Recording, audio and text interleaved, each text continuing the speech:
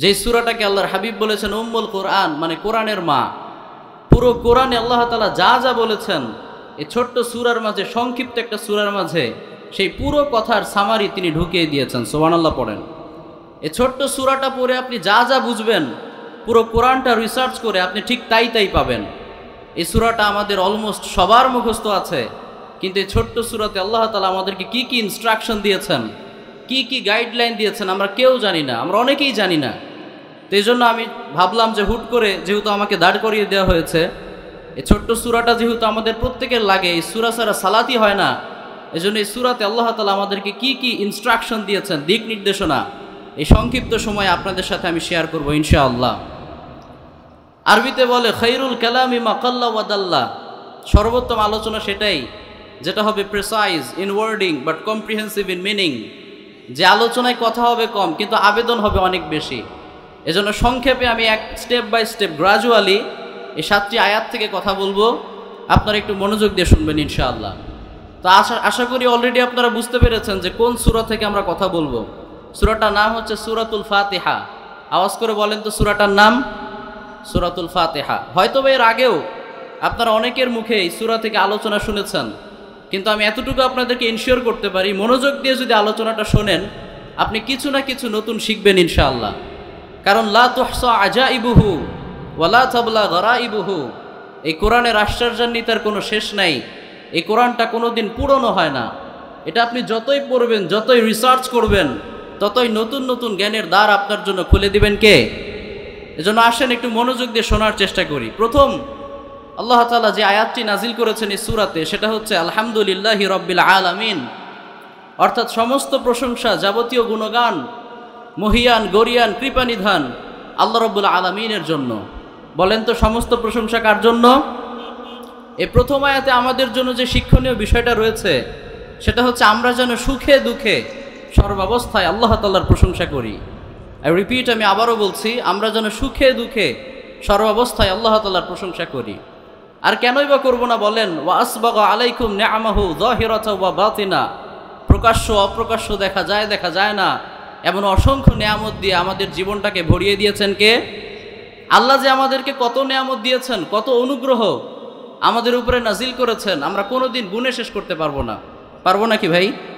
ওয়া ইন তাউদ্দু নি'মাতাল্লাহি লা তুহসুহা, আল্লাহ বললেন এত বেশি নেয়ামত তোমাকে দিয়েছি, আজকে থেকে যদি একটা একটা করে আমার নেয়ামতগুলোকে গুনতে শুরু করে দাও, তোমার জীবন শেষ হয়ে যাবে, কিন্তু আমার নেয়ামত গুণে শেষ করা যাবে না। পড়েন সুবহানাল্লাহ। এত বেশি নেয়ামত তিনি আমাদেরকে দান করেছেন, কিন্তু এরপরেও দেখবেন অনেকে সবসময় শুধু আফসোস করে। এরকম আছে না নাই? আল্লাহ আমাকে এইটা দিল না, ওইটা দিল না, পাইলাম না, আমার ক্লাসমেট এত ভালো ভালো ক্যারিয়ার গড়ে ফেললো, আমি তো কিচ্ছু করতে পারলাম না। আফসোস, সারাদিন শুধু কমপ্লেন করে না। চেয়ে চেয়ে আল্লাহর কাছে কি পান নাই সেটার হিসেব কখনো করবেন না, বরং না চাইতে আল্লাহ তাআলা আপনাকে কত কিছু দিয়েছেন সেইটার হিসেব একবার করেন। না চাইতে তিনি আপনাকে চোখ দিয়েছেন, নাক দিয়েছেন, মুখ দিয়েছেন, হাত দিয়েছেন, পা দিয়েছেন। কোনোদিন কি আল্লাহর কাছে আমরা এগুলো চেয়েছিলাম? চাঁপাইনবাবগঞ্জের ভাইয়েরা, এগুলো চেয়েছিলাম কখনো? কিন্তু না চাইতেই তিনি আমাদেরকে দিয়েছেন। কখনো আপনি ভেবে দেখেছেন আপনার হাত দুটো যদি না থাকতো কত কষ্ট হতো, কতটা সাফার আমাদেরকে ভোগ করতে হতো? আপনার দুটো হাত যদি না থাকতো আপনি নিজে নিজে খেতে পারতেন না, নিজের ড্রেস আপনি নিজে পরতে পারতেন না। সবচাইতে লজ্জাকর বিষয় হচ্ছে ওয়াশরুমে যাওয়ার পর আমরা যখন ইউরিন বা স্টুল পাস করি, প্রস্রাব পায়খানা শেষ করি, এরপর আমাদের যে লজ্জাস্থান আমরা পরিষ্কার করি, আমাদের দুটো হাত যদি না থাকতো আমরা করতে পারতাম? তো আল্লাহ যে আমাদেরকে এই লজ্জাকর পরিস্থিতি থেকে হেফাজত করেছেন, এজন্য আলহামদুলিল্লাহ পড়বেন না? তিনি না চাইতে আমাদেরকে এত কিছু দিয়েছেন। এজন্য আমরা যেন কখনোই নায়ের দিকে না তাকাই, কি পেয়েছি সেইটার জন্য শুকরিয়া করি। আল্লাহর হাবিব বলেছেন লা তানজুরু ইলা মান হুয়া ফাওকাকুম বাল ইনজুরু ইলা মান হুয়া আসফালা মিনকুম, তোমাদের চাইতে কারা উঁচু পজিশনে আছে তাদের দিকে তাকিও না, বরং তোমাদের চাইতে কারা নিচু পজিশনে আছে তাদের দিকে তাকাও। তোমার পজিশন নিয়ে তুমি খুশি না, কিন্তু তোমার মতো একটা পজিশন পাওয়ার জন্য অনেকে দিনরাত সংগ্রাম আর স্ট্রাগল করে যাচ্ছে। তোমার জীবনটা তোমার কাছে ভালো লাগে না, কয়েকদিন পর পর মনে চায় যে বিষ খেয়ে সুইসাইড করে মারা যায়, কিন্তু তুমি কি কখনো ভেবে দেখেছো যে তোমার মতো একটা জীবন পাওয়া অনেকের কাছে স্বপ্নের ব্যাপার? কেন শুকরিয়া আদায় করো না? এজন্য আমরা কখনোই যেন কি নাই সেইটার দিকে না তাকাই, বরং আল্লাহ তাআলা আমাদেরকে যা যা দিয়েছেন সেইটার জন্য শুকরিয়া করি। কারণ শুকরিয়া করলেই লস না লাভ? হ্যাঁ, আপনাদের সাউন্ড শুনে তো মনে হয় লস। শুকরিয়া করলে লস না লাভ? লা ইন শাকারতুম লা আযীদান্নাকুম। আল্লাহ তাআলা বলেছেন আমার নেয়ামত পেয়া তুমি যদি শুকরিয়া আদায় করো নেয়ামত আমি আরো বাড়িয়ে দিব। সুবহানাল্লাহ কহজি, হয়েছে না এটা চাপের ভাষা? কহজি না, সুবহানাল্লাহ কহজি। তো আল্লাহ তাআলা বলেছেন লা ইন শাকারতুম লা আযীদান্নাকুম, নেয়ামত পেয়ে শুকরিয়া আদায় করো নেয়ামত আরো বাড়িয়ে দেব। ওয়ালা ইন কাফারতুম ইন্না আযাবি লাশাদীদ, আর নেয়ামত পেয়ে যদি শুকরিয়া আদায় না করো তাহলে জেনে রেখো আমি আল্লাহর আযাব আর গজব কিন্তু বড্ড ভয়াবহ। আমার আযাব আর গজব সহ্য করার ক্ষমতা কোনো মাখলুকের নাই। নাও দ্য ডিসিশন ইজ ইয়োর্স, সিদ্ধান্ত এবার আপনাকে নিতে হবে। আপনি কি আল্লাহর রহমত চান, ব্লেসিংস চান, না গজব চান? আমরা সবাই আল্লাহর রহমত চাই কি চাই না? তাহলে আল্লাহর যদি রহমত আমরা চাই, instead of complaining we have to praise more and more. আজকে থেকে কমপ্লেইন করা বাদ দিতে হবে, অভিযোগ করা যাবে না। বরং আল্লাহ তাআলা যা দিয়েছেন ফাখুয মা আতাইতুক ওয়া কুম মিনাশ শাকিরিন, আল্লাহ যা দিয়েছেন যতটুকু দিয়েছেন সেটা নিয়েই আমরা শুকরিয়া করব। আওয়াজ করে বলেন ইনশাআল্লাহ। তাহলে প্রথম আয়াতের যে ইনস্ট্রাকশন, দিক নির্দেশনা, সুখে থাকি আর দুঃখে থাকি প্রশংসা করব কার? যা পেয়েছি তার জন্য শুকরিয়া করব, আর যা পাই নাই তার জন্য ধৈর্য ধারণ করব। সর্বশেষও যদি জান্নাতে যাই, আল্লাহর হাবিব বললেন কমপক্ষে 10টা পৃথিবীর সমান জান্নাত আমাদেরকে দিবেন একজন। আওয়াজ করে বলেন তো তিনি কে? 10টা পৃথিবীর সমান জান্নাত সর্বশেষ জান্নাতে গেলেও আপনি পাবেন। কেন আফসোস করেন? এজন্য যা পেয়েছেন শুকরিয়া, যা পাই নাই তার জন্য সবর এখতিয়ার করতে হবে। ইন্নামা ইউয়াফা সাবিরুনা আজরাহুম বিগাইরি হিসাব, আল্লাহ তাআলা ধৈর্যশীল বান্দাদেরকে বেহিসাব রিজিক দান করে। সুবহানাল্লাহ পড়েন। তাহলে প্রথম আয়াতের যে ইনস্ট্রাকশন, সুখে থাকি দুঃখে থাকি আল্লাহর প্রশংসা করব। 2 নম্বর আয়াতে আল্লাহ তাআলা বললেন আর রহমানুর রাহিম, মানে আমি হলাম দয়াময় মেহেরবান, আমার দয়ার কোনো শেষ নাই, কোনো সীমা নাই। পড়েন সুবহানাল্লাহ। ওয়া রাহমাতি ওয়াসিআত কুল্লা শাই, নবমণ্ডল ভূমণ্ডলে যা কিছু দেখা যায় না সব কিছুকে আমি আল্লাহর দয়া পরিবেষ্টন করে রেখেছে। আল্লাহ বলেছেন হাদিসে কুদসিতে এসেছে ওয়া সাবাকাত রাহমাতি গাদাবি, আমি আল্লাহর রাগও আছে আবার দয়াও আছে। আওয়াজ করে বলেন তো আল্লাহর রাগ আছে না নাই, দয়াও আছে না নাই? কিন্তু আল্লাহ বললেন ওয়া সাবাকাত রাহমাতি গাদাবি, আমার রাগ এবং দয়ার মাঝে যদি একটা কম্পিটিশন লাগানো হয়, প্রতিযোগিতা, আমার দয়া আমার রাগকে হারিয়ে বিজয় হয়ে যাবে। পড়েন আল্লাহু আকবার। এত বেশি দয়া তার। হাদিসে এসেছে আল্লাহর হাবিব সাল্লাল্লাহু আলাইহি সাল্লাম বলেছেন ভালোবাসা দয়া এটাকে আল্লাহ তাআলা 100টি টুকরো করেছেন। আওয়াজ করে বলেন তো কয়টা? 100টি টুকরো করেছেন। তার মধ্যে একটি টুকরো ভালোবাসা সৃষ্টি শুরু থেকে নিয়ে কিয়ামত পর্যন্ত যত মাখলুক পৃথিবীতে এসেছিল, আছে, অনাগত ভবিষ্যতে আসবে, সবার মাঝে বন্টন করে দিয়েছেন। বাকি 99 টুকরা ভালোবাসা আল্লাহ নিজের কাছে রেখেছেন। সুবহানাল্লাহ পড়েন। শয়তান একবার আল্লাহকে চ্যালেঞ্জ দিয়ে বলল, আল্লাহ ফাবিমা আগওয়াইতানি লা আকউদান্না লাহুম সিরাতাকাল মুস্তাকিম, এই মানুষের জন্য আপনি আমাকে গোমরা করলেন, সব কয়টা মানুষকে আমি দল বেঁধে জাহান্নামে ঢোকাবো। সুম্মা লাআতিয়ান্নাহুম মিন বাইনি আইদিহিম ওয়া মিন খালফিহিম ওয়া আন আইমানিহিম ওয়া আন শামাইলিহিম ওয়া লা তাজিদু আকসারাহুম শাকিরিন। আল্লাহ আমি এদের সামনে থেকে, পেছন থেকে, ডান থেকে, বাম থেকে, মাজরাত দাম রক্তের শিরায় উপশিরায় গিয়ে আমি এদেরকে ধোকা দেব। ওয়ালা তাজিদু আকসারাহুম শাকিরিন, আল্লাহ এদেরকে আপনি জান্নাতে ঢুকাতে পারবেন না। আল্লাহ এটা শুনে বলল, তাই নাকি, তুই আমারে চ্যালেঞ্জ দিলি?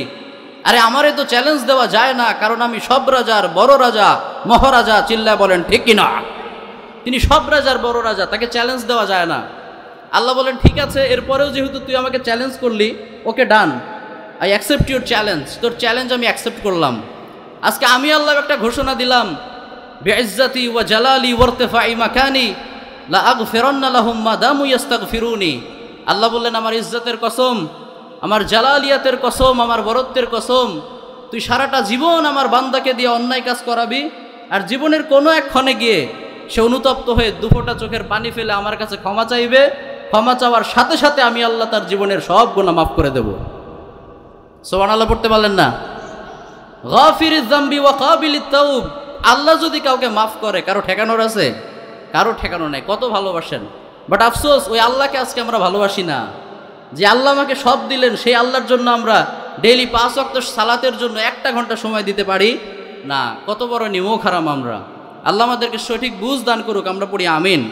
তাহলে 2 নম্বর আয়াতে আল্লাহ তাআলা বললেন আর রহমানুর রাহিম, আমি তোমাকে অনেক ভালোবাসি।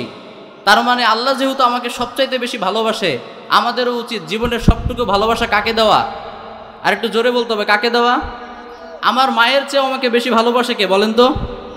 আমার মা আমাকে ভালোবাসে না? আমার মায়ের চেয়েও আমাকে বেশি ভালোবাসে কে? আমি আমাকে ভালোবাসি না? আপনি আপনাকে ভালোবাসেন না? আপনাকে আপনার চেয়েও যিনি বেশি ভালোবাসেন তিনি কে? আল্লাহ হলেন এমন একজন সত্তা, তিনি আপনাকে আপনার চেয়েও বেশি ভালোবাসে। সুবহানাল্লাহ পড়েন। তো এই আল্লাহকে আমাদের ভালোবাসতে হবে। 3 নম্বর আয়াত আল্লাহ তাআলা বললেন মালিক ইয়াউমিদ্দিন, আমি হলাম বিচার দিবসের মালিক। কোরআনের সিকোয়েন্সটা কত চমৎকার একটু দেখেন, কি সুন্দর চেক অ্যান্ড ব্যালেন্স আল্লাহ তাআলা এখানে করেছেন। আগের আয়াতেই বললেন যে আমি তোমাকে ভালোবাসি, কত যে ভালোবাসি তোমার ধারণারও বাইরে। তাহলে এটা বলে যদি তিনি থেমে যেতেন, আমরা হয়তো বা ভাবতাম যে আরে আমার বাবা আমাকে ভালোবাসে, আমাকে কিচ্ছু বলে না, আমার মা আমাকে ভালোবাসে, আমাকে কিচ্ছু বলে না, তো আল্লাহ তো আমাকে বাবা মায়ের চেয়েও বেশি ভালোবাসে, কাজে যা খুশি তাই করতে পারি, বিচার হবে। আমরা বাঙালিরা হয়তো খুবই চিকন বুদ্ধির মালিক, তো আমরা হয়তো বা এখান থেকে এটা বুঝতে পারতাম। কিন্তু আল্লাহ তাআলা তৃতীয় আয়াতে ওই দরজা একেবারে ক্লোজ করে দিলেন। আল্লাহ বললেন না, আর রহমানুর রাহিম, তোমাকে অনেক ভালোবাসি এটা ঠিক, কিন্তু এর মানে এই না যে তুমি যা খুশি তাই করবে। মালিক ইয়াউমিদ্দিন, বিচার আছে না নাই? তোমাকে অনেক ভালোবাসি তার মানে যা খুশি তাই করা যাবে না। Allah consciousness, the sense of accountability, আল্লাহর কাছে জবাবদিহিতার যে মানসিকতা, তৃতীয় আয়াতে আল্লাহ তাআলা এটা আমাদেরকে তৈরি করে দিলেন। এজন্য সবসময় মাথায় রাখবেন যে Allah is watching me, Allah is observing me. আমাকে কেউ না দেখলেও দেখে একজন, তিনি কে? আমার বিচার কেউ না করলেও কিয়ামতের দিন একজন করবেন, তিনি কে? দুনিয়াতে অনেকেই পার পেয়ে যায়, কিন্তু কিয়ামতের দিন পার পাওয়া যাবে না। এজন্য আমরা সবসময় জানো এই আল্লাহ কনসিয়াসনেসটা মাথায় রাখি যে আল্লাহ আমাকে দেখছেন, আল্লাহ আমাকে দেখছেন। আল্লাহর হাবিব সাল্লাল্লাহু আলাইহি সাল্লাম সব সময় এই সেন্স অফ অ্যাকাউন্টেবিলিটিটা রাখতেন। তার একটা ছোট্ট খাদেম ছিল, নাম হচ্ছে আনাস। তিনি বলেছেন খাদামতু রাসূলুল্লাহি 10 সিনিন, আমি আল্লাহর হাবিবের 1 বছর না 2 বছর না টানা 10টা বছর খেদমত করেছি। ফামা দরবানি, এই 10 বছরে আল্লাহর হাবিব আমাকে একটি বারের জন্য আঘাত করেন নাই। পড়েন সুবহানাল্লাহ। ওয়ালা সাব্বানি, মারা তো অনেক দূরের কথা, একটি বারের জন্য তিনি আমাকে বকা দেন নাই। ওয়ালা আবাসাফি ওয়াজহিহি, মারা তো দূরের কথা, বকা দেওয়া তো দূরের কথা, একটি বারের জন্য তিনি আমার দিকে বিরক্তির স্বরে ভ্রু কুঁচকে তাকান নাই। পড়েন আল্লাহু আকবার। কারণ আল্লাহর হাবিব ভালো করে জানতেন এই ছোট্ট আনাসকে আমি যদি আজকে অন্যায়ভাবে জুলুম করি, এই ছোট্ট আনাস আমার কিচ্ছু করতে পারবে না, আনাসের ফ্যামিলির কেউ কিচ্ছু করতে পারবে না। আরে আমি তো মদিনার প্রেসিডেন্ট, আমাকে কে কি করবে, কেউ আমার কিচ্ছু করতে পারবে না। কিন্তু কিয়ামতের দিন আল্লাহ বলবে মুহাম্মদ সাল্লাল্লাহু আলাইহি সাল্লাম, সেদিন আনাসকে একা পেয়ে কেন তুমি তার উপর জুলুম করেছো, আজকে কড়াই গন্ডায় আমার সুপ্রিম কোর্টের কাঠগড়ায় হিসাব দাও। সেদিন আমি হিসাব দিতে পারবো না। আল্লাহর হাবিব সাল্লাল্লাহু আলাইহি সাল্লাম এতটা বেশি আল্লাহকে ভয় করতেন। এজন্য অনেক অমুসলিমও আল্লাহর হাবিবের প্রশংসা করেছে কি করে নাই? আপনারা মনে হয় কথা শুনতেছেন না নাকি? শেষ করে দিই। হ্যাঁ, অনেক অমুসলিম ব্যক্তিও আমাদের রসুলের প্রশংসা করেছে কি করে নাই? জর্জ বার্নার্ড শ তিনি বলেছেন Muhammad must be called the saviour of humanity. মোহাম্মদকে অনেকে বলে জঙ্গি, মোহাম্মদ সারা জীবন শুধু মারামারি কাটাকাটি এগুলো নিয়ে ব্যস্ত ছিল, কিন্তু না, আমি তার জীবন স্টাডি করে এই মতামত দিচ্ছি যে মোহাম্মদকে জঙ্গি বলা তো দূরের কথা, তাকে মানবতার ত্রাণকর্তা বলতে হবে। পড়েন সুবহানাল্লাহ। শুধু তাই না, I believe that if a man like Mohammad were to assume the dictatorship of the modern world, he would succeed in solving its problems in a way that would bring it much needed peace and happiness. আমি মনে প্রাণে বিশ্বাস করি মোহাম্মদের মতো একজন মানুষকে যদি এই আধুনিক বিশ্বের দায়িত্ব তুলে দেওয়া হয়, গোটা বিশ্বের সব সমস্যার সমাধান করে বিশ্ববাসীর কাঙ্ক্ষিত সুখ এবং সমৃদ্ধি তিনি আবার ফিরাতে পারবেন। পড়েন সুবহানাল্লাহ। কারণ আল্লাহর হাবিব সাল্লাল্লাহু আলাইহি সাল্লাম দুনিয়ার কাউকে ভয় করতেন না। ভয় করতেন কাকে? দুনিয়ার কারো বিধান দিয়ে রাষ্ট্র পরিচালনা করতেন না, রাষ্ট্র পরিচালনা করতেন একজনের বিধানে। তিনি কে? তিনি হলেন এমন একজন সত্তা যার কাছে ফাঁকি দেওয়া যায় না, যাকে ঘুষ দেওয়া যায় না। আমাদের দেশেও যদি আজকে কোরআনটা বাস্তবায়ন হয়, এদেরকে থামানোর জন্য পুলিশ লাগবে না, র্যাব লাগবে না, বিডিআর লাগবে না, আল্লাহর ভয়ে সবগুলো মানুষ ভালো হয়ে যাবে। ঠিক কিনা? সবগুলো মানুষ ভালো হয়ে যাবে। এজন্য আল্লাহর কাছে আজকে এই রাতের বেলা আমরা দোয়া করি, আমরা আজকে যেমন এই মাঠে বসে কোরআনের তাফসির শুনছি, আমরা যেন একজন পার্লামেন্টে থেকেও কোরআনের তাফসির শুনতে পারি। ঠিক কিনা? আল্লাহ যেন আমাদেরকে এটা দেখিয়ে মৃত্যুটা দান করেন। আমরা সবাই পড়ি আমিন। তাহলে প্রিয় ভাইয়েরা, বলছিলাম যে 3 নম্বর আয়াতে তিনি বলেছেন মালিক ইয়াউমিদ্দিন, তিনি বিচার দিবসের মালিক। আমি সংক্ষেপে একটু শেষ করে দিচ্ছি, আমার টাইম একেবারে লাস্ট পর্যায়ে চলে আসছে। 4 নম্বর আয়াতে তিনি বলেছেন ইয়াকা না'বুদু ওয়া ইয়াকা নাস্তাঈন, আল্লাহ আমরা ইবাদত করি একজনের, তিনি কে? একটু জোরে বলেন না, তিনি কে? সূরা যারিয়াতের 56 নম্বর আয়াতে আল্লাহ তাআলা বলেছেন, ওমা খালাকতুল জিন্না ওয়াল ইনসা ইল্লা লিয়াবুদুন, আই ক্রিয়েটেড জিন and mankind only two worship me. আমি মানুষ এবং জিন এই দুই জাতিকে সৃষ্টি করেছি শুধুমাত্র কেবলমাত্র একমাত্র আমার ইবাদতের জন্য। আমাদের সৃষ্টি আল্লাহর ইবাদতের জন্য। বাট আফসোস, আজকে সব আমরা করি, কিন্তু যেই জন্য আমার সৃষ্টি আমি সেটাই করি না। আওয়াজ করে বলেন তো, আমাদের এই টুপিটাকে তৈরি করা হয়েছে কেন? কেন চাপায়ের ভাইয়েরা? কেন? মাথায় দেওয়ার জন্য, তাই না? এই টুপিটা যদি আমি মাথায় না দিয়ে গলায় ঝুলিয়ে রাখি কেমন লাগবে বলেন? খুব ভালো লাগবে দেখতে। এই যে হাতের ঘড়ি, এটাকে যদি হাতে না পরে আমি পায়ে পড়ি, ভালো লাগবে খুব, না? আপনারা আমাকে কি বলবেন? পাগল। হুজুর কি পাগল? তার মানে কেন আমাকে পাগল বলছেন? কারণ যেই জন্য তৈরি করা হয়েছে সেইটা না করে অন্যটা করা হচ্ছে, তাই না? তাহলে এবার ক্যালকুলেশনে আসেন। আল্লাহ তাআলা আমাদেরকে সৃষ্টি করেছেন তার ইবাদতের জন্য। এখন ওই ইবাদত ছাড়া আমরা সবই করি। ফেরেশতারা আমাদেরকে দেখলে কি বলে? হ্যাঁ, ওরাও হয়তো আমাদেরকে দেখলে আফসোস করে বলে, আরে পাগল, কয়েকদিন পরেই মরবি, সেদিন বুঝবি বাস্তবতাটা কারে বলে। তুই আল্লাহকে ভুলে গেছিস, তোর সৃষ্টির উদ্দেশ্য তুই ভুলে গিয়েছিস, তুই তো পাগল। এজন্য ফেরেশতারাও হয়তো আমাদেরকে দেখলে আফসোস করে। এজন্য না প্রিয় ভাইয়েরা, আমরা যেহেতু সৃষ্টি হয়েছে আল্লাহর ইবাদতের জন্য, যতটুকু সামর্থ্য হয় আল্লাহর ইবাদত করার চেষ্টা করবো। আওয়াজ করে বলেন ইনশাআল্লাহ। ইবাদত যেহেতু আল্লাহর করি, ওয়া ইয়্যাকা নাস্তাঈন, আল্লাহ বললেন সাহায্যও চাইতে হবে কার কাছে? একজনের ওয়াইফ যদি তার কাছে প্রয়োজনীয় জিনিস না চেয়ে পাশের বাড়ির ভাইয়ের কাছে চায়, বুঝতে হবে ডাল মে কুচ হ্যাঁ কালা হ্যাঁ না, সব জানে। শেষ করে দিব আমি এখনই।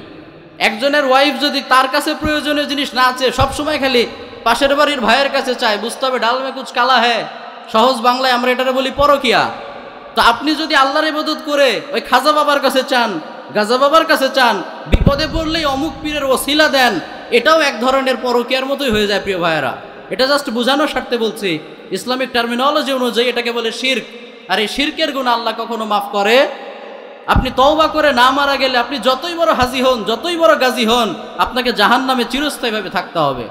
এজন্য বি অ্যালার্ট, সাবধান হন, এখন থেকেই সতর্ক হয়ে যান। এই শিরকের গুনার সাথে আমরা কোনো রকম সম্পর্ক রাখতে চাই না। আল্লাহর হাবিব বলেছেন, ইযা সাআলতা ফাসআলিল্লাহ ওয়া ইযা ইসতাআনতা ফাসতাঈন বিল্লাহ। তোমার যখন কোনো কিছু লাগবে আল্লাহর কাছে চাও। সাহায্যের হাত যদি তোমাকে পাততেই হয় তাহলে শুধুমাত্র কেবলমাত্র একমাত্র আল্লাহর সামনে পাতো। এর কারণ আল্লাহর ধনভাণ্ডার এত বিশাল, পৃথিবীর সবাইকে যদি তার চাহিদা অনুযায়ী আল্লাহ সব কিছু দিয়েও দেয়, আল্লাহর ধনভাণ্ডারের 1 ইঞ্চিও কমবে না। পড়েন সুবহানাল্লাহ। আল্লাহ বলেছেন, লাউ আন্না আউওয়ালাকুম ওয়া আখিরাকুম ওয়া ইনসাকুম ওয়া জিন্নাকুম কামু ফি সাঈদিন ওয়াহিদ ফাসআলুনি ফাআতাইতু কুল্লা ওয়াহিদিন মাসআলাতাহু মা নাকাসা যালিকা মিম্মা ইনদি ইল্লা কামা ইয়ানকুসুল মিখিয়াত ইযা উদখিলাল বাহর। আমার দিকে তাকান। এই যে একটা বড় পেপার দেখতে পাচ্ছেন, এই পেপারে যদি আমরা আমাদের সব চাহিদাগুলো লিখি, আল্লাহ এটা লাগবে, ওটা লাগবে, এটা দাও, ওটা দাও, সব চাহিদা লিখছেন। এরপরে লেখার পরে আমরা সবাই এই মাঠে আল্লাহকে বললাম, আল্লাহ এই যে আমার চাহিদার লিস্ট নেন, হাতে নেন। আল্লাহ এবার সবগুলো পড়ে যা যা লাগবে সবাইকে যদি সব চাহিদা পূরণও করে দেয়, আল্লাহর ধনভাণ্ডার এত বিশাল, সেই ধনভাণ্ডারের 1 ইঞ্চিও কমবে না। পড়েন সুবহানাল্লাহ। তো সেই আল্লাহর কাছেই তো চাইবো। বলেন তো, ফকিরের কাছে ফকিরের কিছু চাওয়ার আছে? আপনাদের এই যে চাঁপাইনবাবগঞ্জের ভাইয়েরা, জীবনে দেখছেন একটা ফকিরকে আরেক ফকিরের সামনে হাত পাততে? দেখেছেন? ছোট ছোট বাচ্চাদের কাছে দেখবেন এরা ভিক্ষা চায়। 10 বছর 12 বছরের বাচ্চা, জানে ওর পকেটে কিচ্ছু নাই, তারপরেও চায়, কারণ এর স্বভাব হয়ে গেছে, তাই না?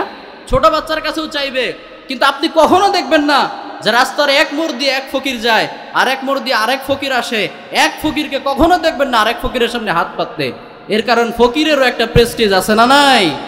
তারও একটা প্রেস্টিজ আছে। আমিও ফকির, তুইও ফকির। ফকির কিন্তু জানে যে আরেকজনের পকেট গরম, কারণ দুইজনেই তো সার্ভিস দিচ্ছে, দুইজনেই এখন ডিউটিতে আছে।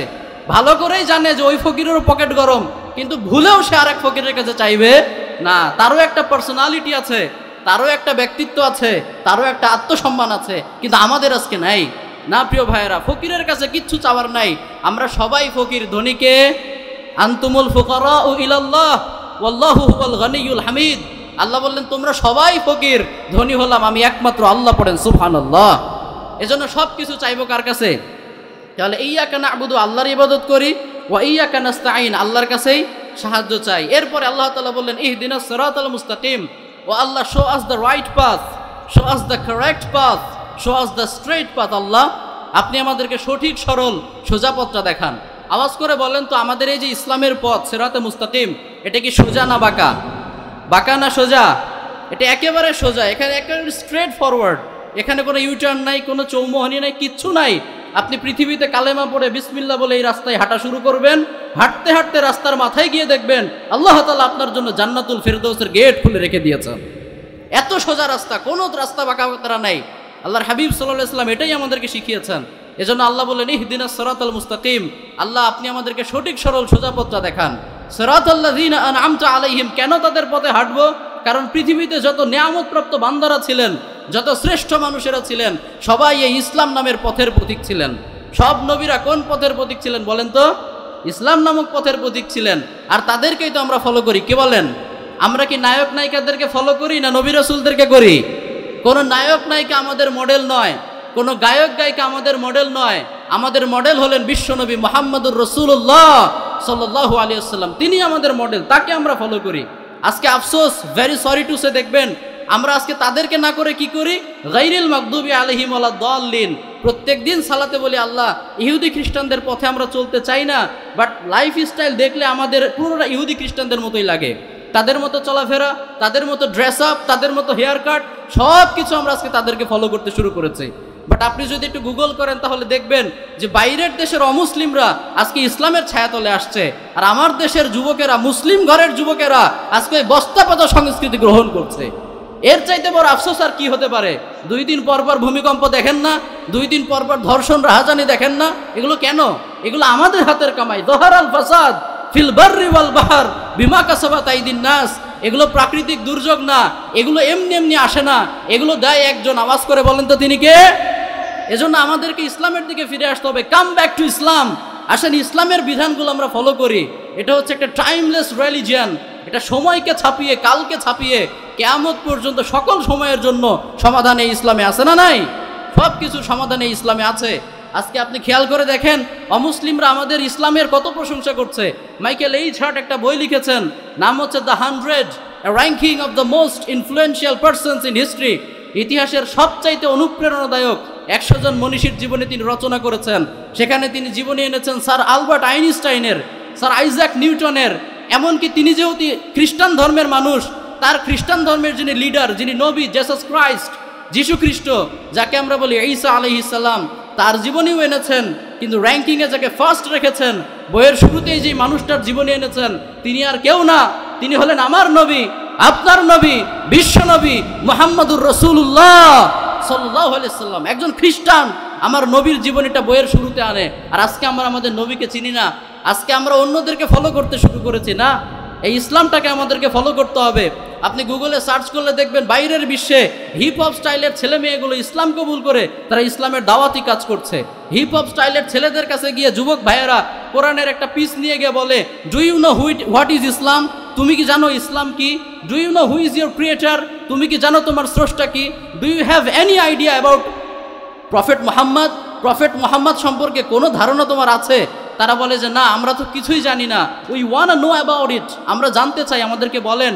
ওই যুবক ছেলেগুলো কোরআন হাতে নিয়ে তাদের সামনে ইসলামের বয়ান দেওয়া শুরু করে। নসিব যাদের ভালো থাকে, রাস্তায় দাঁড়িয়ে তারা কালেমা পড়ে মুসলমান হয়ে যায়।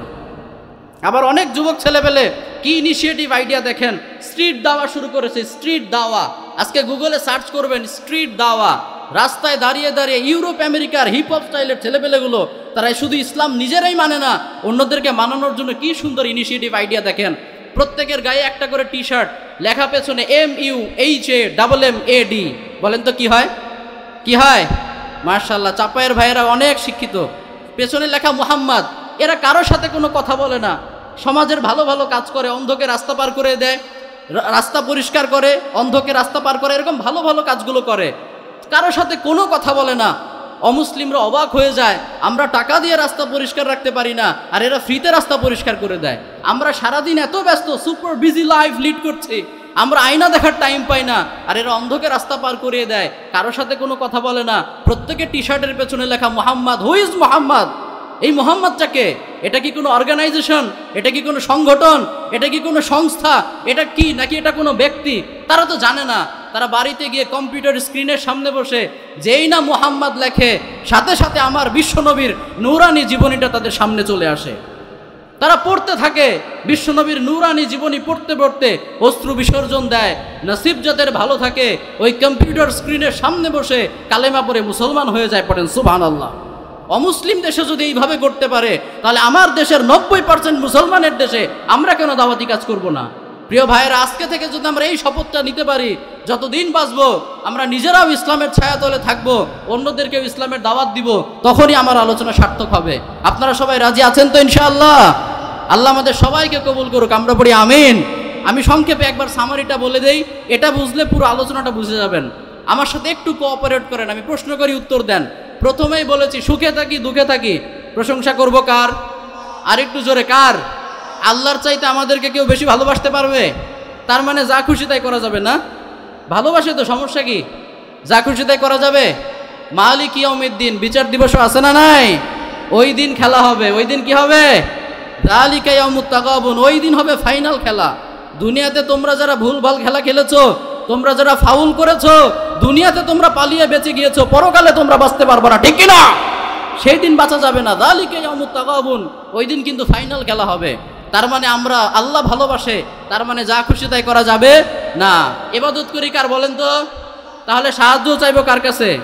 আমরা নবী রাসূলদের পথে চলতে চাই কি চাই না? অমুসলিমদেরকে আমরা মানুষ হিসেবে রেসপেক্ট করব, ভালোবাসবো, সম্মান করব, কিন্তু তাদের অনুসরণ করা যাবে না। তাদের অনুসরণ করা যাবে না। অনুসরণ করবো আমাদের বিশ্বনবী মুহাম্মদুর রাসূলুল্লাহ সাল্লাল্লাহু আলাইহি সাল্লামের। আল্লাহ আমাদের সবাইকে এই কথাগুলো বুঝার এবং মানার তৌফিক দান করুন, আমরা সবাই পড়ি আমিন। প্রিয় ভাইয়েরা, আমরা সংক্ষেপে একটা সূরা থেকে কথা বলেছি। এই কোরআনে কিন্তু আরও সূরা আছে না নাই? কয়টা সূরা আছে বলেন তো? এখনো আরও 113টা। তো ওইটা কি আমি শেষ করতে পারবো? হ্যাঁ, অন্যান্য শায়েখরা করতে পারবে না? ওইটা আমাদের নিজেদেরকে করতে হবে। পারবো তো ইনশাআল্লাহ? এখন তো হাতে হাতে কোরআনের অ্যাপস পাওয়া যায়, মোবাইলে, অ্যান্ড্রয়েড ফোনে পাওয়া যায়। শুধু কোরআন মাজিদ লিখে সার্চ করবেন, কোরআন আছে না নাই? No excuse will be granted that day. আল্লাহকে আপনি কোনো অজুহাত সেদিন দিতে পারবেন না। একটা হিন্দু যদি কোরআন পড়তে পারে, ডক্টর জাকির নায়েক যদি একটা স্কুলে জেনারেল ছাত্র হয়ে যদি গোটা বিশ্বে দাওয়াতি কাজ করতে পারে, আপনি শুধু তর্জমাটা পড়তে পারবেন না? আপনার জন্য তো জাকির নায়েক হওয়া ফরজ না, কিন্তু তলাবুল ইলমি ফরিদাতুন আলা কুল্লি মুসলিম, যেটা না জানলে মুসলিম হওয়া যায় না, ততটুকু তো আপনাকে জানতেই হবে, ঠিক কি না? সেটা আপনাকে জানতেই হবে। এজন্য আমরা নিজেরা কোরআন পড়বো এবং সন্তানদেরকেও কোরআন শেখাবো ইনশাআল্লাহ। আমি প্রায়ই বলি, teach your children the holy Quran, the holy Quran will teach your children everything.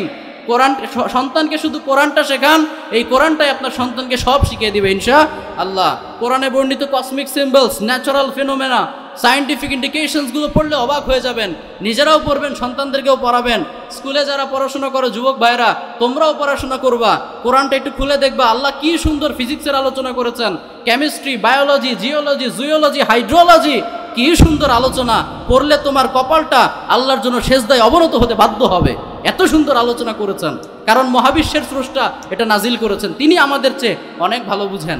এজন্য এই কোরআনটা আমরা নিজেরা পড়বো, সন্তানদেরকে পড়াবো। সম্ভব হলে আমাদের এই যে নবাবগঞ্জ দারুল হাদিস মাদ্রাসা, এখানে আমরা সন্তানকে দিব। পারা যাবে তো ইনশাআল্লাহ?